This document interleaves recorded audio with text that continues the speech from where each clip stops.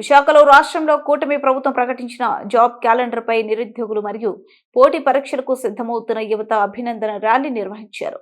MVP colony as రాజా grounds circle నుంచి rally చేస్తూ ప్లకార్డులతో హర్షం వ్యక్తం చేశారు.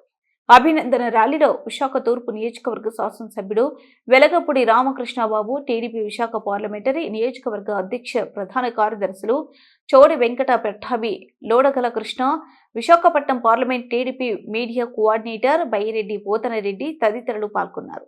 ఈ సందర్భంగా ఎమ్మెల్సీ వేపాడ చిరంజీవి మాట్లాడుతూ యువగళం పాదయాత్రలో నారా లోకేష్ ఇచ్చిన హామీని నెరవేరుస్తూ ప్రభుత్వం జాబ్ క్యాలెండర్ విడుదల చేసిందని చెప్పారు. ఉగాది రోజున 10,060 ఉద్యోగాలతో జాబ్ క్యాలెండర్ విడుదలైందన్నారు. కూటమి ప్రభుత్వం మరో 3 జాబ్ క్యాలెండర్లు విడుదల చేస్తుందని చెప్పారు. ఆర్థిక పరిస్థితి సహకరించకపోవడంతో తొలి ఏడాది జాబ్ క్యాలెండర్ అమల్లో జాప్యం జరిగిందన్నారు. క్రమం తప్పకుండా ఏటా జాబ్ క్యాలెండర్ విడుదల చేస్తామని భరోసా ఇచ్చారన్నారు. నిరుద్యోగ యువత తరపున ముఖ్యమంత్రి నారా చంద్రబాబు నాయుడు, ఉప ముఖ్యమంత్రి పవన్ కళ్యాణ్, ఐటీ మానవ వనరుల అభివృద్ధి శాఖల మంత్రి నారా లోకేష్ లకు ఆయన ధన్యవాదాలు తెలిపారు. విద్యార్థులు మాట్లాడుతూ తమ హర్షం వ్యక్తం చేశారు.